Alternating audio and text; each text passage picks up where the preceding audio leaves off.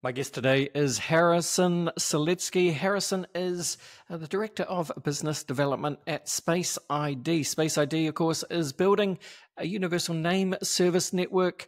I believe there is an identity platform. The idea, of course, is to connect and coordinate, people, assets, blockchains, all of that good stuff. Welcome to the show, Harrison. Hey, Andy. Thanks so much for having me today. It is a pleasure. Let's do what we do at the beginning of the show, Harrison. It would be super cool if you could please introduce yourself. Would love to hear some of your personal and professional backstory. What have you been doing in the lead up to getting involved with the team at Space ID? Yeah, for sure. So my name's Harrison Seletsky. I lead the business development at Space ID. I've been with the team for a little over 2 years now. Been working in the crypto space pretty much full time since around 2017. First started out at a bespoke crypto focused asset management firm. Moved from that direction towards more forward facing aspects. I do like the analysis side, but also like working with others, building. So worked with different projects, did some content creation and crypto media. Before this, I worked at a multi-chain NFT platform called NF Trade, leading the growth and strategy there. So really just trying to be a bridge between the user and the developers, trying to make it easy for them to access and understand and utilize decentralized ledger technology. Awesome. Got it. Thank you, Harrison. All right, then. Well, look, let's talk Space ID.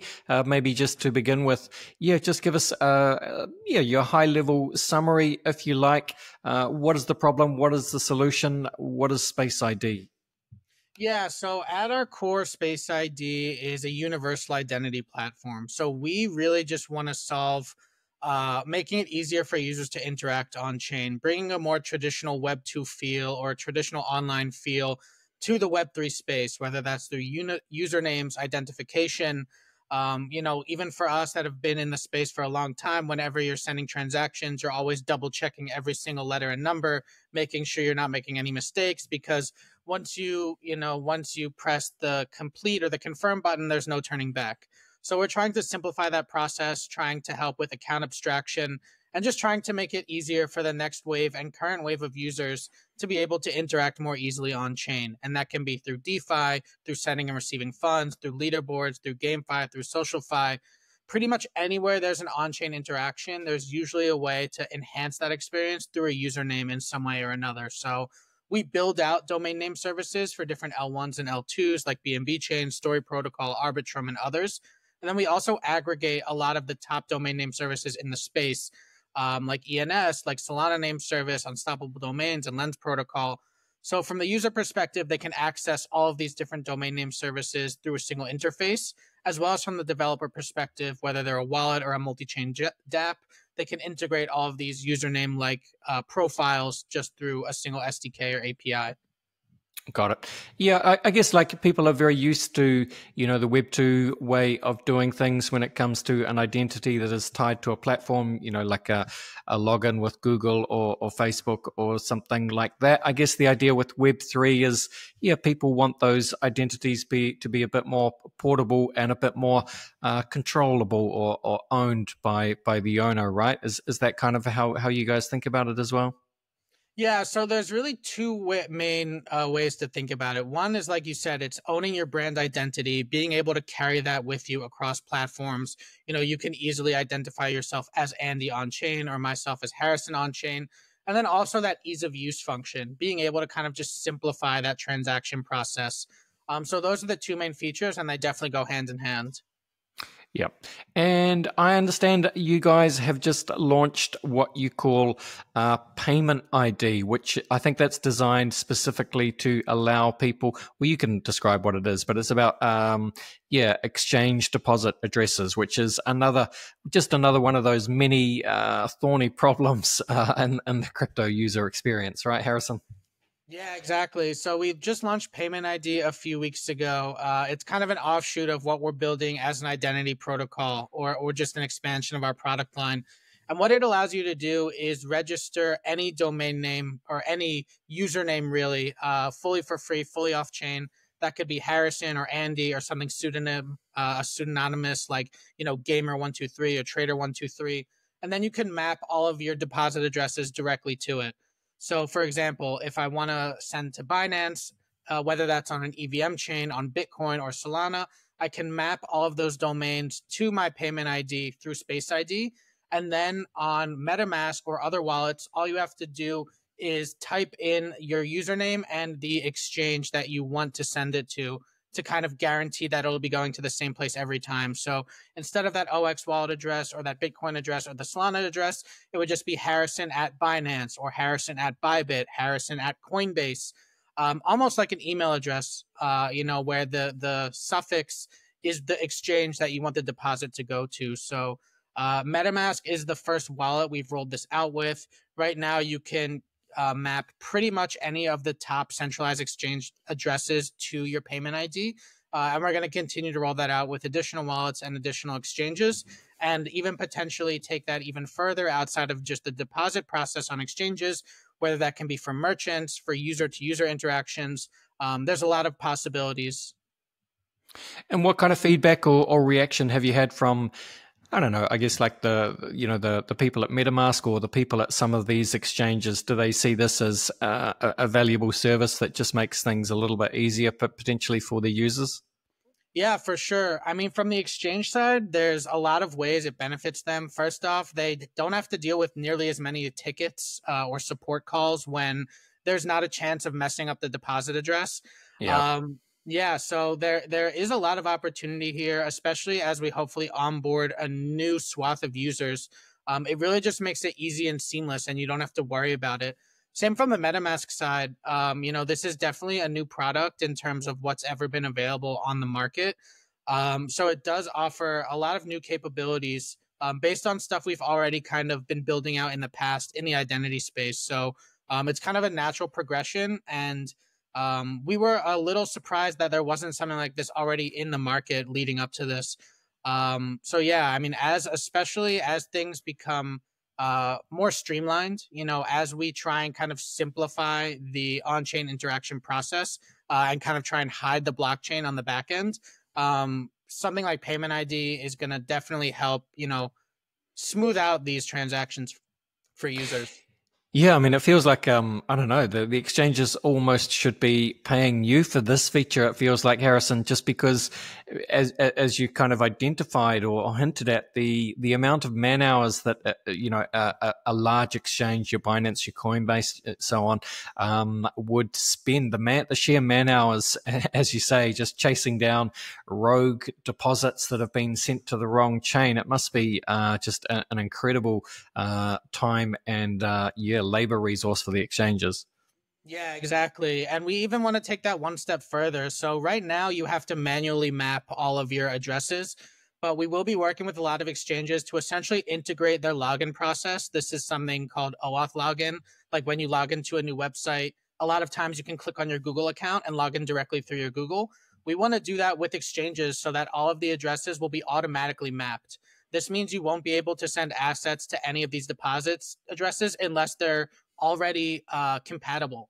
So it'll really even take it one step further where you won't even be able to make any of these missed transactions because it won't be possible to send it to this address. It'll essentially tell you this isn't possible. You can't send Berachain tokens to this deposit address because it's not supported within their exchange yet. So both in terms of retention of assets and retention of users, as well as decreasing that support cost, it should be very useful for exchanges and hopefully save them a lot of money as well. Yeah, absolutely. And Harrison, I know there's so many different assets supported already, but just how do you think about that in terms of what is already supported and how this will evolve? Because I know the idea is eventually you can kind of send any asset, right? Yeah, so right now we support the broad swath of assets, pretty much any EVM compatible asset, as well as Bitcoin and Solana. That does cover the majority of trading for most of our users. We could potentially expand that out to Cosmos-based tokens or other Rust-based tokens if we see a lot of interest. But right now we do cover, a lot of where the trading is already. Yeah. Yeah, that makes sense. All right, well, let's shift gears slightly to like AI. Everyone, of course, is talking about AI, the rise of agents. We're certainly heading towards a world where it feels like AIs and agents will transact, negotiate, and operate autonomously. In that kind of world, I know, Harrison, that you guys are thinking about this. Multiple other players and parties are kind of thinking about this world as well. But what happens when we have all these agents? So they will need some kind of verifiable on-chain identity as well. So one agent can trust another agent effectively, right? Exactly. Yeah. So for us, again, it's really just a logical extension of what we've been providing to humans, right? We're just going to bring that now to agents and to robots, especially as they can get spun up, a dime a dozen. We're probably going to be seeing millions of agents, both on chain and off chain, in the very near future.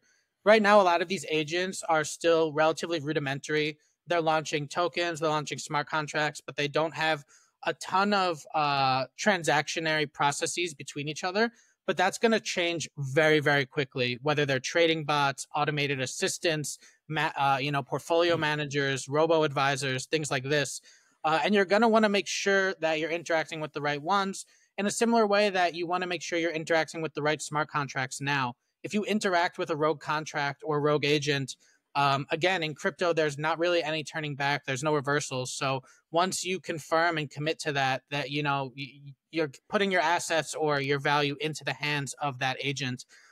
So for us, it's really a logical extension to provide these verifiable on-chain identities to these different agents so that both humans and other agents can verify exactly who they're interacting with on the other side of the transaction. And this can also go outside of just the crypto space as well. There's going to be millions of agents, in traditional internet platforms, Web2 platforms. And you're going to want to make sure that you're verifying who you're interacting with in those cases as well. And that can all be, provably ascertained on chain. So we're going to definitely be working and are already working with quite a few platforms as well as blockchains on the base layer on how we can help them build out these types of solutions to provide that peace of mind to the end user when they're interacting and when they're tracking them. Yeah, absolutely, Harrison. And of course, one of the big threat vectors, if you like, from AI at the moment is, the ability of people to effectively use AI to spin up any number of different, increasingly sophisticated fraud, spoofing, social engineering attacks. Just a whole swathe of attacks are coming at people. Can Space ID and the like, having a kind of a verifiable, trusted online on-chain identity, can that help as well? Maybe guard against those kind of AI vectors? Yeah, I think so. I mean, one of the partners that we're working with closely is Story Protocol, which focus on intellectual property. So there's ways for them to kind of verify and track on the intellectual property level, these different voices, these different people, these different images, these different, like you said, these vectors. So it would be first provable on where the actual start of this chain is beginning, whether it's from the actual creator. For example, let's say you, Andy, you have a bunch of people following you. They want your advice only. They don't want someone pretending to be you. So you can kind of verify that all on chain and own, yourself and your own intellectual property, and then provide a verifiable tag or on chain identity so that it can be tracked on these data platforms, on these block explorers, so that every step of the way they know that they're interacting with you and not someone that's just pretending to be you. Yeah. All right. Well, how far away is this? How far away is this world where I can have whatever agent I probably have a multitude of agents. I've set them different tasks, but they all kind of report back to myself and my Space ID identity. How fast is that world coming upon us, Harrison? Yeah, that's a good question. I think that really will first rely on the AI agent development platforms themselves. I think the Web2 space is definitely ahead of the Web3 space here. Some people say 6 months, some people say 12 months. I saw that ChatGPT 4.5 was the first AI agent to actually complete a Turing test ever in history, which is pretty mind blowing. So the fact that now these agents are becoming indistinguishable from humans is very crazy, and that's going to become very programmable.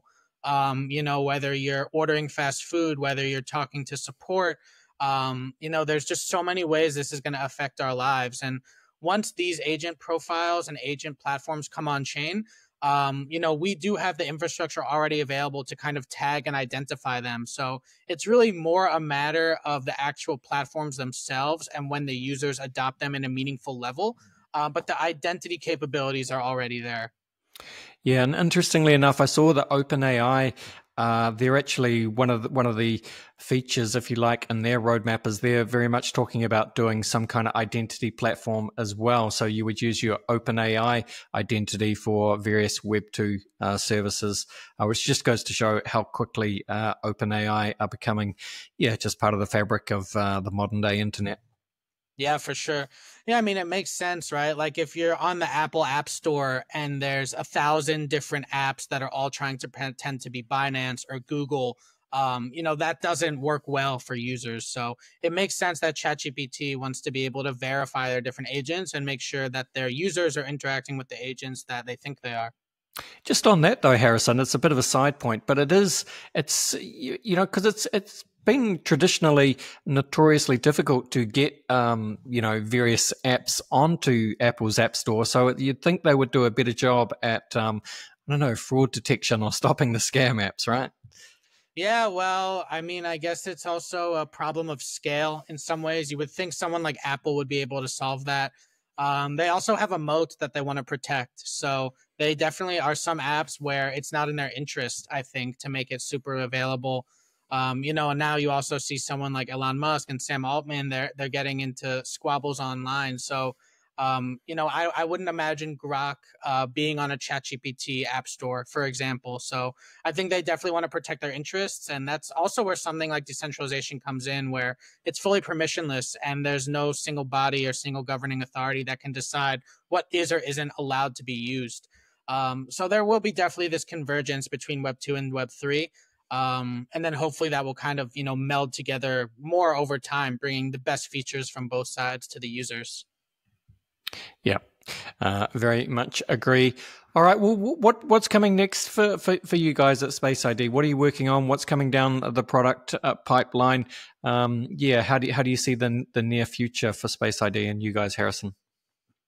Yeah, for sure. So we'll definitely be building out more identity solution services, both for L1s, L2s. We're definitely going to be focusing on the AI agent side as well. And then one thing we're going to be heavily focusing on the future is just identifying these on-chain assets more broadly. With the rise of something like Pump.Fun, with these different meme coins, with the proliferation of on-chain assets, whether that's meme coins, real-world assets, etc. We want to make it as easy as possible for users to know what they're interacting with. And again, it goes back to this problem of like mass distribution, where once one successful token or asset is launched, you always see a slew of followers coming in, trying to kind of pick up the scraps, trying to take advantage of people, trying to confuse them and, siphon off some of the value from the top. So we want to make it as easy as possible for users to be able to identify what and who they're interacting with on chain. So that's definitely going to be our focus coming up. Of course, we're going to be integrating with the new wallets, new dApps, new exchanges as we continue to grow out our current ecosystems, but also kind of develop the space as a whole. And just kind of try and, rid some of that technical jargon, some of that tough to understand, on-chain journey, whether you're on Etherscan or Dex Screener, any of these data tracking platforms, just try and make it more human readable. Because at the end of the day, we want products that will, make it easy for these users to adopt and utilize these applications. And if you can't decipher what's going on, it makes it tougher to understand what you're trying to do. So yeah, that's definitely going to be our focus in the near future, and then continuing to grow all of those different product lines out. And do you want to just briefly talk about the Snapstorm? I know that the Snapstorm campaign, it's kind of, I guess, halfway through, or maybe even over halfway through, but it's quite a cool initiative. Just talk us through what the idea is there. Yeah, sure. So our Snapstorm is a campaign we're doing to promote our MetaMask Snap product. These are quite a few products ranging from our traditional domain names as well as our payment ID domains. So we're providing essentially incentives for user to test them out. Register your own payment ID, which is totally free. Start doing a small transaction to see what the transaction process is like. And then you can also earn some funds and earn some prizes along the way. So would definitely recommend users to check that out. For payment ID, you don't even really need a wallet address to get set up. All you have to do is start mapping your deposit addresses to your payment ID domain. And then anyone, including yourself, can start depositing those funds easily to exchanges. Super useful for users that are trading both on-chain and off-chain, whether you're using DEXs and SEXs and moving back and forth. As well as just general users starting their journey and they want to make sure they're able to safely send their funds back to exchanges, once they're actually done or continuing to operate on chain. So yeah, this is an incentivization campaign we're running with MetaMask, with some of our other partners. And it's a great way to get involved in the ecosystem as well as earn, some cool prizes along the way. Got it. All right. Well, look, Harrison, as we start to finish up this part of the podcast, for people that aren't already aware, and they want to get involved with Space ID, what is the best way for them to do so? What should they do? Where should they go? Yeah, so first I would recommend checking out our site, space.id. This so you can register and manage all of your domains through a single place. We're also very active on Twitter, on Discord, on Telegram. You can find me on Twitter as well, Space ID Harrison. My DMs are always open if you have any questions or want to chat. And we have a pretty interesting and interactive community, always chatting with each other, always building with each other. So, really cool group. And we're just trying to, make this entire process more streamlined. And as we continue to develop, that should become more and more important. So yeah, come check us out, whether you are, managing on ENS, on Solana name service, or one of the Space ID native domains. There's a lot of opportunities to kind of take your identity to the next level. Awesome. And yeah, that link is in the show notes, folks. But yeah, just space.id is the website. Harrison, it is time to finish off the podcast. And we do that, of course, by running you through the very famous Crypto Conversation hot take round. Are you up for it? Yeah, for sure. Let's do it. Let's do it, Harrison. Just going to run some questions at you. Just want you to give me your honest answers. Easy as that. Question one for you is, where would you say that you sit on the Bitcoin maximalist to multi-chain opportunist spectrum? Yeah, I would say the longer I'm in crypto, the more I fall back onto Bitcoin, as well as Ethereum. Although I do see a lot of value in smart contract platforms, but I do think Bitcoin is the king and will continue to be the king.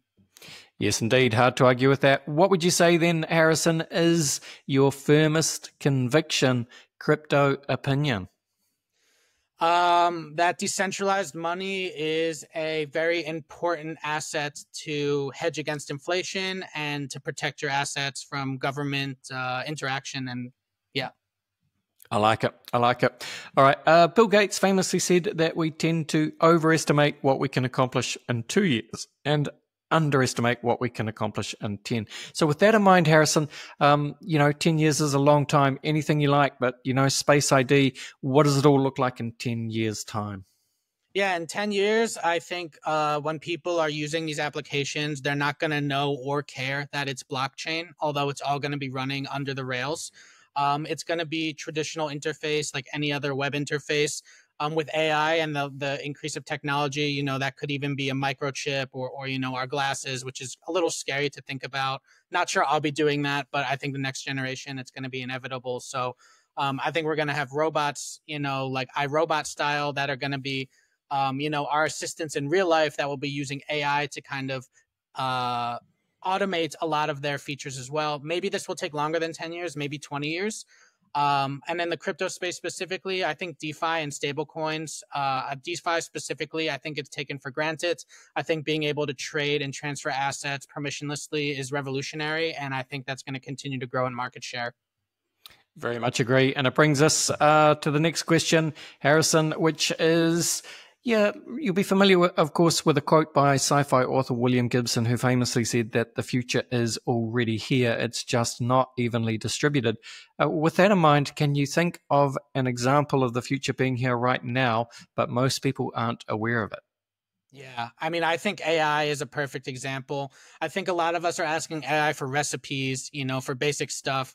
I think it's going to have such a big impact on our lives moving forward in every facet of our lives.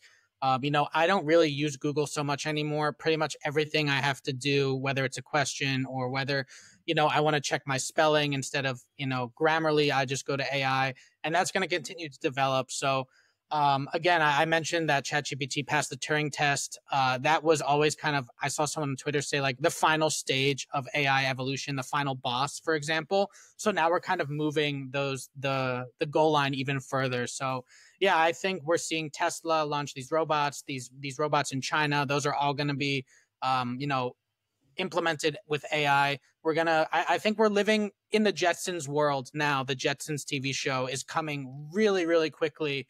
And none of us really see it yet. We're all just kind of playing with these tools. They're fun, they're useful, but I think it's going to happen really fast where humanity as a whole kind of changes very, very quickly.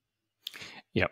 I very much agree. And that brings us nicely to the final question, Harrison, which is, what is your favorite science fiction book, film, or TV show? Oh, that's a good question. I tend to like the dystopian stuff, which I don't know if I mean, I don't want that to kind of, where we move as a direction. I recently watched the Fallout series, which was based on the Fallout game that I really liked. I don't know if it's my favorite, but as of recently, that was a really good one I enjoyed. Yeah, I enjoyed Fallout as well. Speaking of shows based on games, I don't know if you're watching The Last of Us, but yeah, watching season 2, just watched the second episode in season 2. I just watched it literally before we recorded tonight, yeah. And no spoilers, but that's intense. Yeah. Yeah, I watched the first season. I haven't gotten to the new one yet. Yeah, just as good. Harrison, this has been fun. Thank you so much for coming and spending some time with us today. Just to take it out again, please do tell people where they can go to learn all about Space ID and what you guys are building. Shout out your socials, personal and professional. Please go for gold. Yeah, thanks again, Andy. Check us out, space.id online. You can follow me on Twitter at SpaceIDHarrison. I'm on LinkedIn, Telegram, pretty much any platform you want to contact us. And yeah, come check us out. Start getting involved in digital identity. It will make things a lot easier for you. And we're going to continue to release really cool things that make it even easier going forward. Awesome. Thank you so much, Harrison. All the best, and bye for now. Thanks, Andy.